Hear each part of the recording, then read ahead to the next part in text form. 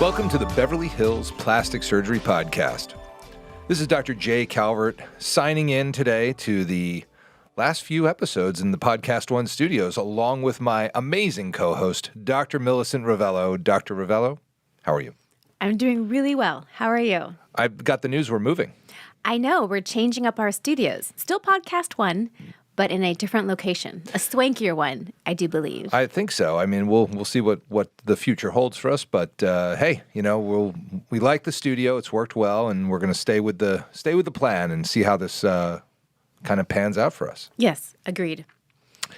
Well, today I got a tricky topic, and it's something that came up because I was talking to a patient who came in for a cleft nose repair. Mm-hmm. It's a adult, which, you know, children with cleft lip and cleft nose and cleft palate go on to become adults who've had them repaired, but there are sometimes issues. Correct. And so I realized we did not have a podcast about cleft nose and how to manage this in the adult setting. I mean, and I can talk about it for children too, but I rarely get called for the kids. That seems to be like a craniofacial center kind of deal. Right. And so this is something I think that's really important to know about because I have a ton of patients who have late cleft nose issues that need to be handled. Yeah, and it's not uncommon that we see these patients because typically when you have a patient that has a cleft lip or a cleft palate, and I think most people know what that means, is when you have a hole or a widening of your lip, the palate being the inside of the mouth. Those are usually fixed at birth here in the United States. And they typically go to a craniofacial team at a children's hospital, and they have the audiologist and the speech therapist and the nutritionist, and they have the whole team taking care of this cleft patient. And there's a certain order that their surgeries are done in. Usually it's the lip, and then the palate, and then any other kind of bone work that needs to be done. Like they're very set ages when all of these repairs happen, usually within their younger childhood years. The nose, however, is usually put off for some time because the idea is you want the full bony development of the face to happen before you attack the nose. And in women and girls, that's like 15, 16. But in boys and young men, it can be 18, 19, 20. So a lot of times they do have their initial nose surgery within that children's hospital setting, but a lot of times they age out of it either before they've had their surgery or before they've had a chance to maybe get a revision if needed. Yeah, I mean, that's the bottom line is that there is sort of a protocol and plan for children with cleft lip and cleft nose and palate. And, you know, so just for our listeners, let's kind of go through what a cleft nose is, why people have them. And by the way, it's Friday afternoon, so which is unusual for us. Yeah. Usually we're here on Wednesdays, so we decided it's time to celebrate. Time. Cheers. Cheers. There Cheers. Yeah, we got to have a little champagne because it worked well for our 200th episode. It worked well, and it's we had some Friday. Fun. So. And this topic is one of it is a difficult topic. So I think the important part to understand with cleft lip and nose that when a child is born with a cleft lip, they come in a lot of different shapes and sizes. There can be something as minimal as sort of a microform cleft, which is almost just like a split through the muscle, the lip itself, and rarely involves a lot of the nose, but some of it. It can be the nasal sill, it can be into the septum, but then there are very wide clefts where there can be almost no septum. You know, the lip is very far apart, like even in a child, a centimeter, even more than that, right. 15 millimeters. Because that split, that cleft, goes all the way back in the face and in the skeleton of the face. And it's not isolated necessarily, it's just the soft tissues of the lip. Yeah, there's a big bony deficit, which we do all sorts of pre-surgical. There's all. I don't want to get into the weeds on it because we're here to talk about the nose, but there's ways to line up the bones and that really make the lip repairs a lot better these days. But the nose is kind of an afterthought. A lot of times it's just like, well, do the best you can with it. And some of these people, really are kind of relegated to having a lot of rhinoplasty down the road just because fixing noses on babies where the bones aren't there, the cartilages are soft. There's really not a good way to do a cleft nose repair in a young child. No, I mean, you don't have to have a medical degree to acknowledge that a baby, infant, child nose is just squishy. There's not a whole lot you can do with it. It's mush. It's not formed yet at all. Yeah. And so as these people develop and grow, they can wind up with Lefort 1 osteotomies where because of the cleft repair, so there's an important distinction. If you don't repair the cleft lip and palate, then the face grows normally. Their maxilla they grow up with their cleft and their maxilla is normal size. If you do the repair, the maxilla does not grow as normally as it would have.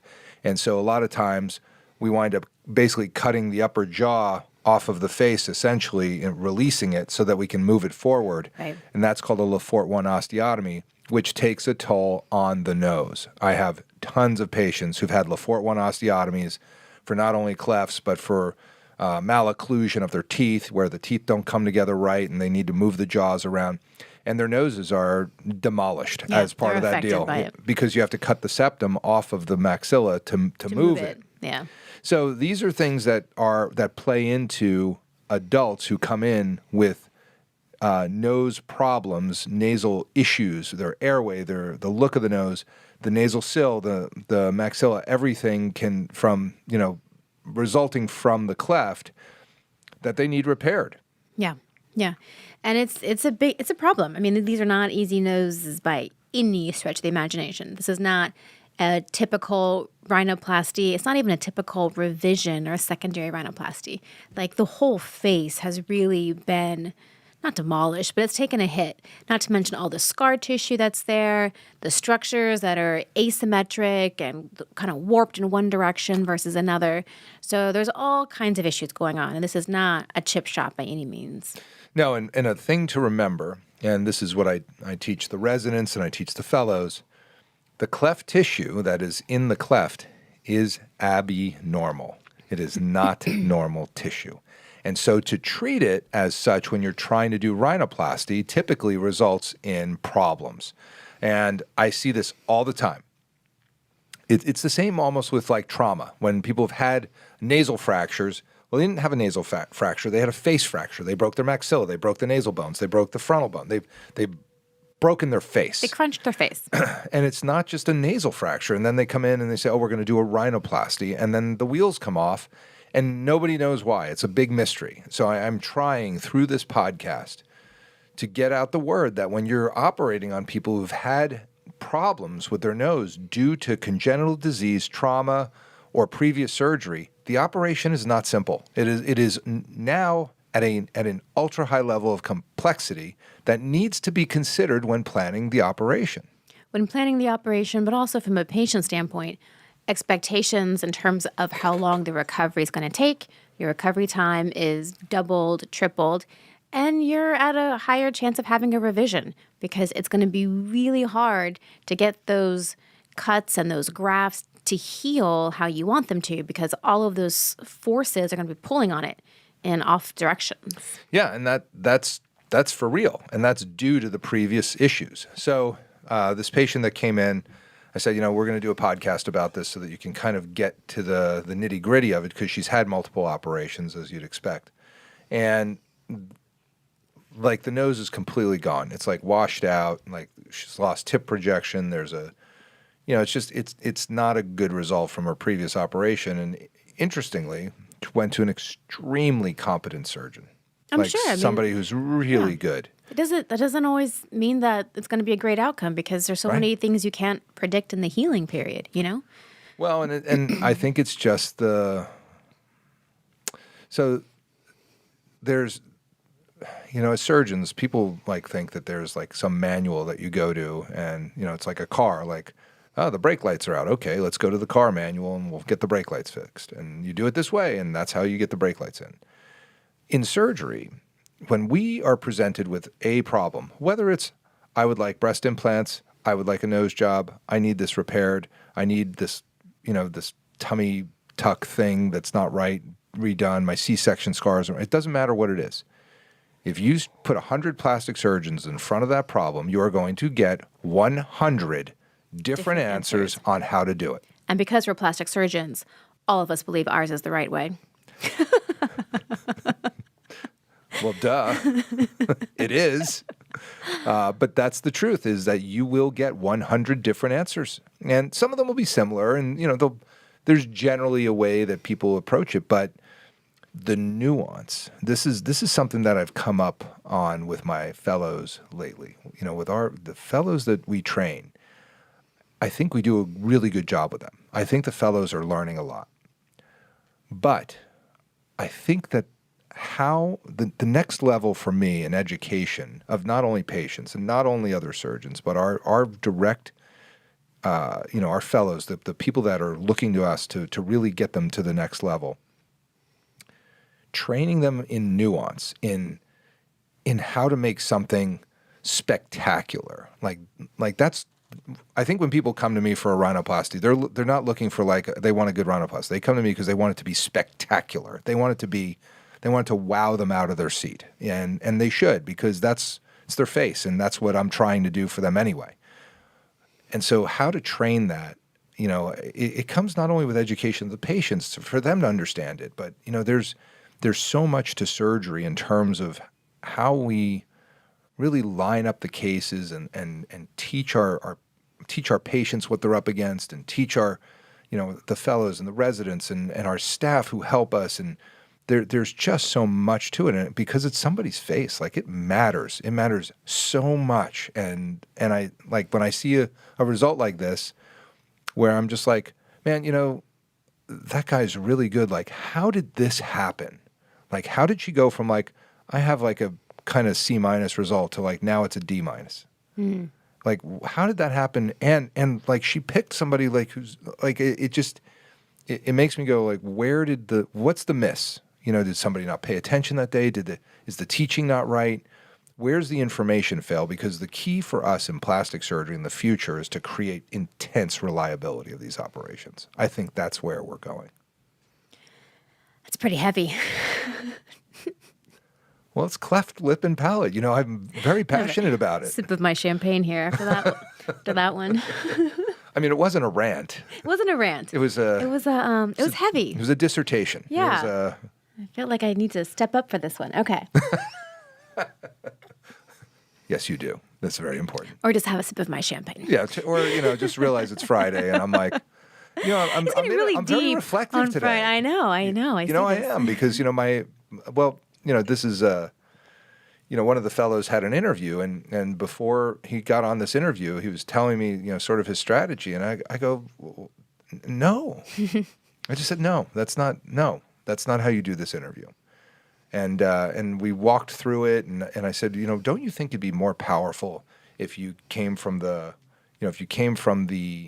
position of how can I help? How can I help? Because obviously they want him. This group that's interviewing him, they want to hire him for sure. He's excellent. He's top notch. Both of our fellows this year. I mean, who wouldn't want them? Right. But his approach to the interview, when he told me his strategy, I was kind of like, no, you have to dump that. And I really want you to understand that when you're interviewing, you want to be open to the possibility of not just what you're talking about, and not just the money, and not just the how many days in the OR, but how is this going to be a lifelong, how am I signing up for something that is it's something that's going to have impact, that I'm going to change the face of the blah, blah, blah where he's interviewing, and how he's going to, just become something that's so how is it going to be better when he's left, when he's done, and that, because you have that opportunity, right? We all do. And so I just kind of listened to his strategy and sort of his thinking, and I was like, no, that's not it. You need to give. This is about providing, And again, I hate that word provider, so we're not providers, but you do, in that situation, you really have to kind of be aware. And so my point of all that is that as I listen to patients and I try to assess their situation, especially with these clefts, because I see so many that are so bad. I mean, you remember the country of Canada hired me for a patient that had been to 9 different craniofacial centers in Canada and got worse every time, and then we fixed them in one shot. And it's just how do you do that? And the way that you do it is you have to take your time. You have to really think, and you have to really be in the moment of what happened here. These revisions are hard. They're really brutal. And if you aren't careful with them, they don't turn out. Yeah, I mean, that's 1,000% true. So the take home, I guess, for the patients is go to someone that does these, like a lot. And there are a number of surgeons out there that do revision rhinoplasties and do excellent rhinoplasties. But maybe you also want to ask them if they do cleft noses, because that is a totally different ballgame. It is. It's really specialty. Revision rhinoplasty per se. Yeah, I mean, you trained at USC. You guys did cleft lips and noses out the gazoo. Children's Hospital Los Angeles, CHLA. Yeah. It's huge over there. It's huge. It's constant. That's what they do. Right? Yeah. But again, the nose is you don't see adults at the CHLA. You do the best you can with them as kids because there's not a whole lot to do, really, is there? Yeah. No, we would do the noses, their primary cleft noses, in their late teens before they aged out of the system. But then we wouldn't really see them again. They age out depending on the place at either 18 or 21. So if they needed a revision, a lot of times we wouldn't know because they'd already aged out and couldn't come back there anymore. And that's who we're talking about are those, people who've gone on and man, here's the funny thing is one of my patients goes, you should have a whole section on your website about cleft nose repair. You do a lot of this. Yeah. I'm like, okay, will you sign for me to use your photos? Oh, no, you can't use my photos. But like somebody's photos But somebody you should can use it. I was like, yeah. Herein lies our problem. All the same. It's happened so many times. All the same. Like, I don't know what that is. I get it. You don't want to see the before because the before usually isn't that attractive. That's the thing. The afters are good, but the befores are like, I've had patients who would sign, you can use my photos, and then they look at their before and after. They're like, nobody can see that before. Nope. My friends are on your website, and nope, they can't see it. You need to take it down. Yeah. Although to be fair, not that many people look at websites unless they're looking for a surgeon, and then they want to see that. And I know. It's very rare that somebody recognizes somebody on a web page. I wish I could say that's true. Yeah. I mean, half the kids from Beverly Hills and Newport Beach are like, oh, I saw my friend so-and-so on your website. Yeah, well, that's a small community. It is. It's a small community. Especially Beverly Hills. I've done a ton of the noses here and Newport because it's between Corona Del Mar High School and Mater Dei and, there's just so many surgeons that they can go to. And so I wind up doing a percentage of them, and they see their friends on the website, and they're okay with fine. it. It's cool. They knew they got a nose job. I mean, It's kind of hard to hide that when you're in high school. When you come back after Christmas break with your splint on your nose. Yeah, it's kind of a giveaway. Okay. Yeah, I guess this happened. So you got a Christmas present. Yay, you. Well, so back to the clefts. I think that's really the key is just understand that there are specialty, there's a lot of considerations that would cause you to make sure that somebody's really they got it. They understand it, and they need to be in it to win it in terms of how they're going to reconstruct it, knowing that the tissue's abnormal and it's going to be the best it can be, but it can't be all that it could be without the cleft. And that is a really important point. The cleft, the shadow of the cleft, and the ghost of the cleft is always going to be there. Always. In it to win sucks. it. That should be the name of this podcast. In it to win it. Well, maybe we'll do that. But for now, I think I don't know. Is any more about the clefts, or are we No, otherwise we just get into the weeds of the repair, and that's just not the point. Yeah. No. Okay. Well, anyway, this is the Beverly Hills Plastic Surgery Podcast coming to you from the 90210.